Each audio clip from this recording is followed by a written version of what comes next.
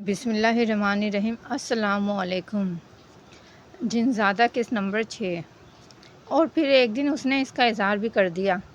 عشیرہ، ساری صورتحال میرے علم میں آ چکی ہے۔ میں بے شک ایک غریب آدمی ہوں، لیکن اگر آپ میری زندگی میں شامل ہو جائیں تو شاید میں دنیا کا امیر ترین آدمی بن جاؤں۔ میں آپ سے محبت کرنے لگا ہوں عشیرہ، میں آپ کو اپنی زندگی سے زیادہ چاہنے لگا ہوں۔ عشیرہ اسے دیکھتی رہ گئی۔ اس کے پاس اس بات کا جواب الفاظ کی شکل میں موجود نہیں تھا، لیکن اس کے انداز نے شانم کو سمجھا دیا کہ اب اس دنیا میں شانم کے سوا اس کا کوئی اور نہیں ہے۔ اس کی تنہائیاں شانم کے خیال سے منور ہیں، لیکن تنہائیوں میں وہ جب بھی سوچتی بدحواس ہو جاتی۔ وہ سوچتی کہ آخر وہ شانم کی زندگی میں کیسے داخل ہو سکتی ہے۔ اس گھرانے میں وہ سب کی نگاہوں کا کانٹا تھی، لیکن بھلا معظم علی کیسے پسند کرتے کہ ان کے بھائی کی بیٹی ڈرائیور کے ساتھ منسوب ہو جائے۔ شانم کی ہر بات کے جواب میں وہ خاموش رہتی۔ آخر ایک دن اسی املی کے تاریکی درخت کے نیچے شانم نے اس سے سوال کر ہی لیا، عشیرہ، آپ کی خاموشی مجھے خوف میں مبتلا کر دیتی ہے کہ کہیں میری محبت یک طرفہ تو نہیں ہے۔ خدارا اگر ایسی بات ہے تو مجھے بتا دیں، میں معمولی انسان ہوں، اپنی دنیا میں لوٹ جاؤں گا، لیکن یہ الجھن مجھے پاگل کیے دے رہی ہے۔ اس دن عشیرہ نے نہ جانے اپنے اندر کہاں سے اتنی ہمت پیدا کر لی۔ وہ نرم لیکن شفاف لہجے میں بولی، تو بہتر ہے کہ اپنی دنیا میں لوٹ جاؤ شانم۔ تم نہ جانے کیا سوچ رہے ہو، یہ ماحول، یہ گھرانہ تمہیں قبول نہیں کرے گا۔ تم خود ہی دیکھ چکے ہو اور سمجھ چکے ہو کہ یہاں میری کوئی عزت نہیں ہے، لیکن وہ لوگ کبھی یہ پسند نہیں کریں گے کہ میں صرف آپ کی بات کر رہا ہوں عشیرہ۔ مجھے صرف اپنی مرضی بتا دیجیے، باقی معاملات میں قسمت پر چھوڑ دوں گا۔ اگر آپ کی مرضی کے بعد میں آپ کو حاصل کرنے میں کامیاب نہیں ہو سکا تو میں آپ سے کوئی شکوہ نہیں کروں گا۔ اور اس دن عشیرہ کی معصوم خاموشی کو زبان مل گئی۔ میں تمہیں دل و جان سے چاہتی ہوں شانم، میں تم سے پاگلوں کی طرح محبت کرتی ہوں۔ میری دنیا میں تمہارے سوا کیا رکھا ہے؟ میں ایک بد نصیب لڑکی ہوں، خدا نہ کرے میری نحوست کا سایہ تم پر پڑے۔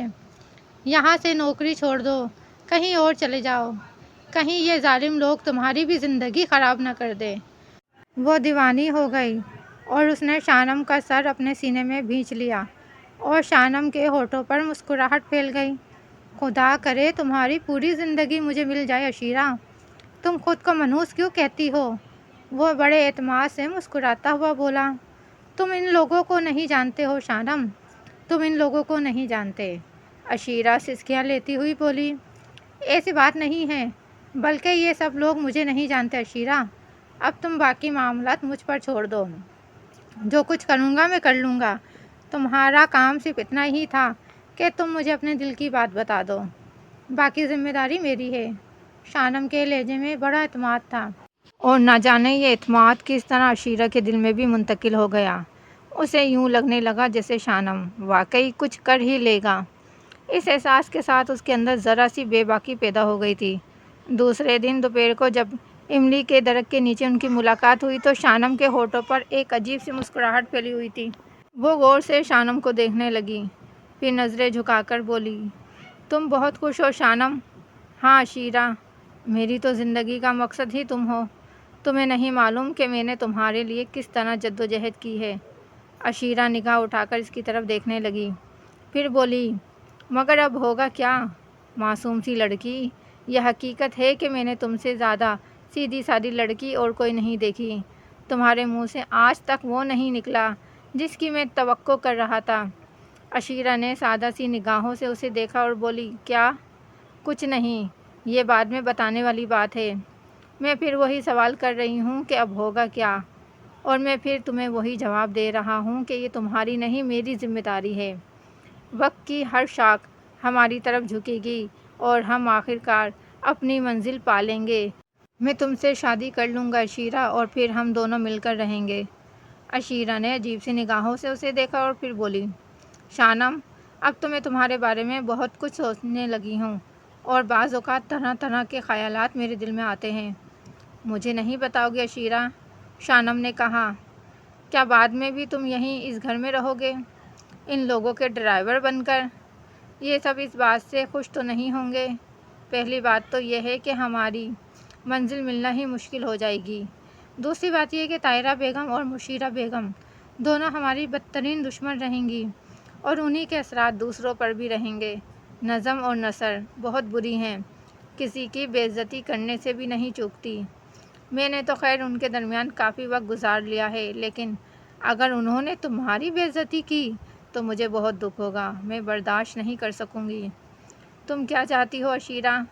تم کہیں اور نوکری کر لینا، کسی بھی کوٹھی میں ہم دونوں مل کر وہاں کے کام کاج کریں گے، میں بہت خوش رہوں گی اس بات سے، عشیرہ نے کہا اور اس کی پیشانی پر پسینے کی بوندیں ابھر آئیں۔ ناک پسینے میں بھیگ گئی، آنکھوں سے شرم کے آثار نمودار ہو گئے۔ شانم نے مسکراتے ہوئے کہا، ٹھیک ہے عشیرہ، ہم اپنے گھر میں رہیں گے۔ میں تمہیں بتا چکا ہوں کہ میرا پورا کنبہ ہے، خاندان ہے، سب لوگ تمہیں خوش آمدید کہیں گے، یہ اچھا ہوگا۔ اور سنو، کسی بھی بات سے خوف کھانے کی ضرورت نہیں ہے، مجھ سے تم اسی طرح برابر ملتی رہو گی۔ ہاں، اگر تم نے اس کے خلاف کچھ کیا تو شاید میں اپنی کوششوں میں کامیاب نہ ہو سکوں۔ تم یقین کرو شانم، میں اتنی ڈرتی ہوں کہ تمہیں بتا نہیں سکتی۔ یہی تو میں تم سے کہہ رہا ہوں، تم دیکھو، تمہیں ڈرنے کی ذرا بھی ضرورت نہیں ہے۔ جب بھی کبھی کوئی تمہارے خلاف کوئی عمل کرتا ہے تو اس کے ساتھ کیا ہوتا ہے، اس کا تمہیں اندازہ ہے؟ عشیرہ نے معصومیت سے گردن ہلا دی تھی۔ شانم نے جیب سے ایک رومال نکالا اور اس سے عشیرہ کی پیشانی اور ناک سے پسینے کے قطرے صاف کرنے لگا۔ پھر اس نے کہا، عشیرہ، میں جو کچھ کر رہا ہوں تم سمجھ لو ہم دونوں کی بہتری کے لیے ہے، کسی بھی چیز سے خوف مت کھانا۔ جیسا کہ میں نے تمہیں کہا کہ میں سارے معاملات سنبھالنے کی ہمت بھی رکھتا ہوں اور صلاحیت بھی۔ عشیرہ کا سر آہستہ سے جھکا تو شانم نے آگے بڑھ کر اس کا سر اپنی چوڑی چھاتی میں چھپا لیا۔ عشیرہ کو بے حد سکون کا احساس ہوا تھا، اسے یوں لگا تھا جیسے سورج کی تپش ایک دم ٹھنڈک میں تبدیل ہو گئی ہے۔ یہ لمس اس کی زندگی کا سب سے انوکھا لمس تھا۔ شانم بھی جذبات میں ڈوبا ہوا تھا۔ پھر اس نے عشیرہ سے کہا، دیکھو، ذرا ادھر دیکھو۔ پتہ نہیں شانم نے کس طرف اشارہ کیا تھا۔ عشیرہ نے آنکھیں بند کر کے گردن جھٹکی، پھر بولی، کیا کہہ رہے ہو؟ ادھر دیکھو عشیرہ۔ شانم نے ایک طرف اشارہ کیا اور عشیرہ کی نگاہیں اس طرف اٹھ گئی، لیکن دوسرے لمحے اس کے ہاتھ پاؤں کی جان نکل گئی۔ وہ بدحواسی میں شانم کے پاس سے ہٹ بھی نہ سکی۔ اس نے جو کچھ دیکھا تھا وہ اس کی روح جسم سے نکال لینے کے لیے کافی تھا۔ بڑے گیٹ کے پاس مشیرہ خانم کھڑی ہوئی ادھر ہی دیکھ رہی تھیں۔ ان کا منہ حیرت سے کھلا ہوا تھا اور یوں لگ رہا تھا جیسے انہیں اپنی آنکھوں پر یقین نہ آ رہا ہو۔ پھر انہوں نے کانوں کو ہاتھ لگاتے اور تیزی سے واپس اندر جانے کے لیے مڑ گئی۔ عشیرہ گری پڑ رہی تھی۔ یہ جو کچھ ہوا تھا وہ اس کی موت کے لیے کافی تھا۔ وہ جانتی تھی کہ بیچارہ ڈرائیور بھلا مشیرہ بیگم کے مقابلے میں کیا کر سکے گا۔ مشیرہ بیگم سب سے پہلے طاہرہ بیگم کو سب کچھ بتائیں گی اور معظم علی کو۔ بامشکل تمام اس کے منہ سے نکلا، ہائے میرے مالک، اب کیا ہوگا؟ عشیرہ تھر تھر کانپ رہی تھی۔ شانم نے اسے دیکھا، پھر بولا، بار بار کہتا ہوں عشیرہ کہ سب ٹھیک ہو جائے گا، تم بالکل فکر مت کرو، سب کچھ ہماری مرضی کے مطابق ہی ہوگا۔ جب تم نے معاملات مجھ پر چھوڑ دیے ہیں تو پھر تمہیں فکر کرنے کی کیا ضرورت ہے؟ مجھ پر اور اپنے آپ پر مکمل اعتماد کرو۔ اصل میں تم اس قدر معصوم ہو کہ کبھی کبھی مجھے دکھ ہونے لگتا ہے کہ میں تمہیں کتنی تکلیف دے رہا ہوں۔ مجھے بہت ڈر لگ رہا ہے شانم، تم ان لوگوں کو نہیں جانتے، زندہ دفن کر دیں گے مجھے۔ خدا کے لیے ایسی باتیں مت کرو عشیرہ، مجھے ایسے کسی عمل پر آمادہ مت کرو کہ ان لوگوں کو میرے ہاتھوں کوئی نقصان پہنچ جائے۔ کیوں میری موت کا سامان کر رہے ہو شانم؟ کیوں میری موت کا سامان کر رہے ہو؟ عشیرہ سسکیاں لیتی ہوئی بولی، تمہاری موت کا سامان نہیں عشیرہ، بلکہ دونوں کی زندگی کا سامان کر رہا ہوں۔ جاؤ، پورے بھروسے اور اعتماد کے ساتھ واپس جاؤ، حالات کیسے بھی ہوں مجھ سے ملنا بند مت کرنا، ورنہ میرا دل ٹوٹ جائے گا۔ باقی جہاں تک ان لوگوں کا معاملہ ہے، اگر تم اتنی سادہ لو نہ ہوتی تو بہت کچھ تمہاری سمجھ میں آ سکتا تھا۔ میرا مطلب ہے یہ تمہارا کچھ نہیں بگاڑ سکتے۔ میں جا رہی ہوں، عشیرہ نے خود کو سنبھالتے ہوئے کہا، جاؤ، پورے اعتماد کے ساتھ، خدا حافظ۔ شانم بولا اور وہ کانپتی کانپتی اندر چل پڑی۔ یہ شانم اس عمارت میں ڈرائیور ہے؟ بھلا وہ لوگ بیچارے کو کیا خاطر میں لائیں گے؟ پاگل ہو رہا ہے میرے لیے۔ میرے دل میں بھی تو اب جینے کی امنگ پیدا ہو گئی ہے۔ جب اس سے ملتی ہوں تو یوں لگتا ہے جیسے زندگی اسی وقت شروع ہوئی ہے۔ کیا ہوگا ہم دونوں کا؟ مشیرہ بیگم نے جو قیامت ڈھائی ہوگی وہ آخری حد تک پہنچ چکی ہوگی۔ طاہرہ بیگم کی خونی نگاہیں مجھے دیکھیں گی اور میں پانی پانی ہو جاؤں گی، لیکن کچھ نہ ہوا، کچھ بھی نہیں ہوا۔ وہ پریشان ہوتی رہی یہاں تک کہ دوسرے دن اسے شدید بخار چڑھ گیا۔ ناشتہ وغیرہ تو اب اس طرح تیار ہو جاتا تھا کہ اسے ہاتھ بھی نہ لگانا پڑتا تھا۔ یہ سارے کام کون کرتا ہے؟ کبھی اس کی نگاہوں میں نہیں آ سکا تھا، بس سوچتی ہی رہ جاتی تھی، پتہ نہیں وہ نادیدہ قوتیں اس پر کیوں مہربان ہو گئی ہیں۔ کبھی کبھی وہ یہ بھی سوچتی تھی کہ اللہ مظلوموں کا ساتھ دیتا ہے۔ یہ سب کچھ جو ہو رہا ہے غیب سے ہی ہو رہا ہے، اس کے علاوہ وہ کیا سوچا جا سکتا ہے۔ دوسری صبح وہ بخار ہی کے عالم میں ناشتہ لے گئی، لیکن مشیرہ بیگم نے غضب ڈھایا تھا۔ ابھی تک کسی کے چہرے یا انداز میں کوئی تبدیلی رونما نہیں ہوئی تھی، اور وہ یہ سوچتی رہی کہ اگر مشیرہ بیگم نے طاہرہ بیگم ہی کو بتا دیا ہوتا تو طاہرہ بیگم اتنی گہری نہیں تھی کہ بات کو چھپا جاتی۔ بہرحال یہ ساری باتیں اپنی جگہ تھی، لیکن دوسری دوپہر وہ املی کے درخت کے نیچے نہیں جا سکی، جبکہ اب یہ اس کا معمول ہو گیا تھا۔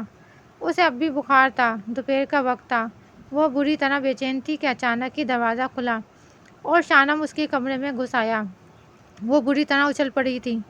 کیا کر رہے ہو شانم؟ خدا کے لیے باز آ جاؤ، میں مر جاؤں گی، اور مجھے یہ تک نہیں پتہ چل سکا کہ تمہیں بخار آ گیا ہے۔ چلو اٹھو، میرے ساتھ آؤ۔ کہاں؟ شانم آؤ، شانم نے کہا اور اس کی کلائی پکڑ کر کمرے سے باہر لے آیا۔ وہ لڑکھڑاتے قدموں سے شانم کے ساتھ چل رہی تھی کہ اچانک ہی اس نے سامنے سے نظم اور نثر کو آتے ہوئے دیکھا۔ اس کے پاؤں بے جان ہو گئے تھے۔ نظم اور نثر اسی طرف آ رہی تھی۔ شانم نے اسے سنبھالا اور بولا، سنبھالو خود کو عشیرہ، سنبھالو۔ وہ دونوں اسی طرف آ رہی ہیں، اسی طرف آ رہی ہیں، وہ دونوں نہیں آئیں گی، وہ تمہیں نہیں دیکھ سکتی۔ دیکھو، وہ دوسری جانب مڑ گئی۔ عجیب سے انداز میں نظم اور نثر ایک طرف مڑ گئی تھی۔ ایسا لگتا تھا جیسے ان کے اس طرف جانے میں ان کی قوت ارادی کا دخل نہ ہو، یا وہ ادھر نہ جا رہی ہوں، ادھر ہی آ رہی ہوں، لیکن ان کا رخ بدل گیا تھا۔ وہ حیران رہ گئی، یہ کیا ہوا؟ یہ تو ادھر ہی آ رہی تھی۔ آؤ عشیرہ، شانم پر بھروسہ کرنا سیکھ لو، سب ٹھیک ہو جائے گا۔ چنانچہ وہ اسے ساتھ لیے ہوئے وہاں آ گیا جہاں اس نے دور سے طاہرہ بیگم اور مشیرہ بیگم کو دیکھا تھا۔ دونوں اس راہداری کی چھوٹی دیوار کی سیڑھیوں کے پاس ایسی چھپی ہوئی تھیں جیسے چوری کر رہی ہوں۔ وقفے وقفے سے وہ گردن اٹھا کر اس طرف جھانک لیتی تھی جہاں املی کا درخت تھا، مگر وہ جگہ اب تک سنسان پڑی ہوئی تھی۔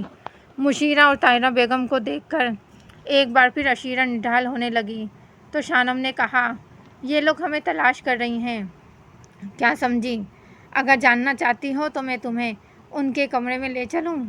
تمہیں خدا کا واسطہ شانم، تمہیں خدا کا واسطہ، میرا دل نکل جائے گا۔ میری تو سمجھ میں یہ بات نہیں آ رہی، مشیرہ خالہ نے اب تک طاہرہ بیگم کو کیا بتایا ہے؟ اور اگر بتایا ہے تو انہوں نے ابھی تک اس کا نوٹس کیوں نہیں لیا؟